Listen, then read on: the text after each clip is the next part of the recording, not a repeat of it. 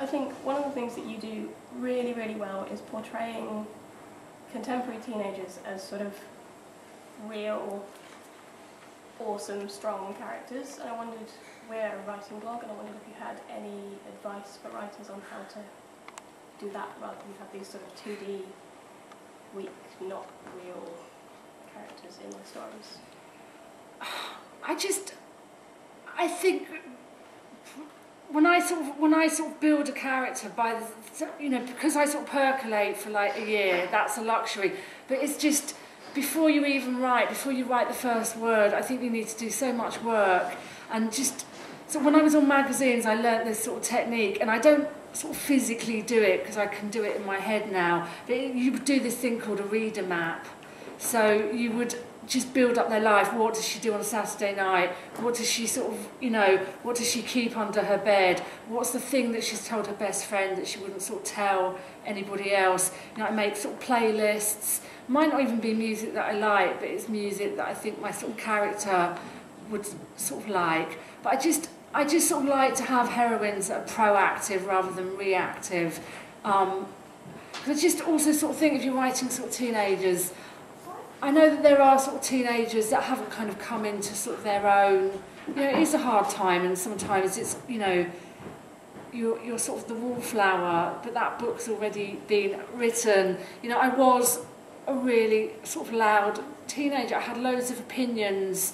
I was sort of sucking up all this knowledge, all this art, all this sort of films, and I kind of want to reflect that kind of sort of, you write about what you know, and that is the kind of teenager I was. That was the kind of teenagers that I sort of hung around with. But I do sort of think there are sort of readers' exercises that you can do, and sort of like reader maps, sort of playlists are really good.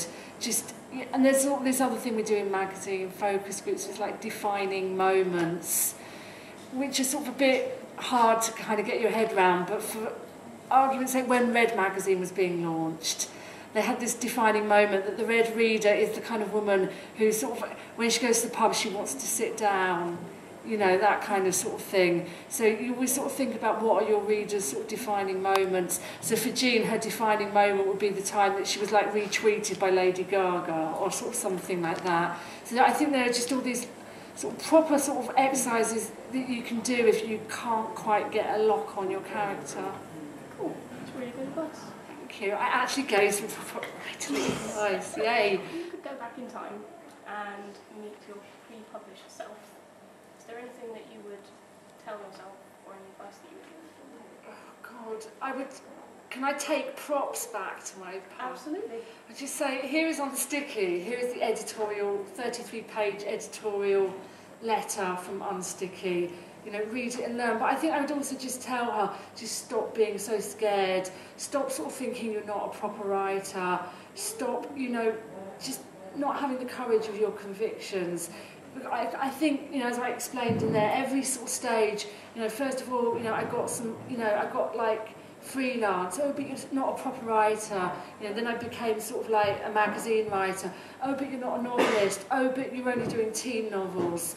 Just at every stage I managed to kind of sort of talk myself out of it. So, and I've just, so I kind of wish in a way that I'd sort of done things a lot sooner, but then maybe I just wasn't sort of capable of doing it, because I do sort of think that every book that I write, I learn new things about sort of writing. So I think basically the one lesson I would say is just stop being so scared. Just go for it. What is the weirdest thing that you've either done or looked up in the name of research? Just honestly, if you could see my internet sort of search history, it is just sort of, it's just bonkers. I'm just trying to think. I'm not a big one for like doing research, like proper research. And I'm really lucky in that the books that I write, I can just sort of do things that I would like to do anyway, like go to sort of roller derby. I'm always on sort of, it is just sort of weird things, like It Felt Like a Kiss. Some of it is actually set in 1980s Camden. oh my God, the lengths I had to go to find out what the supermarket was in Camden in the 1980s. You know, of like going on Twitter and somebody saying, oh, my friend Mary, she's quite old, I think she lived in Camden sort of then. It's just the oddest things and like the weirdest things that you end up looking up on Wikipedia. And I never take Google or Wikipedia for granted because when I started out on magazines, sometimes you would have to go to the library and look up stuff, and it was very, very hard. So, yeah, I'm just trying. I wish I could tell you that I'd gone abseiling or I'd sort of scaled the Matterhorn in the name of research, but I haven't. No, I did actually go on a day trip to Brighton when I was writing Let's Get Lost because I wanted to find the house that I thought they would live in. But we ended up in the pub when we got off the train, and by the time I was walking 7 dials, it was really dark. I'm not very good research, I think, is the lesson that we take from that. That's cool. Doesn't show. Thank you. One final thing, which is, have you enjoyed your experience of the Bath Kids Lit Fest?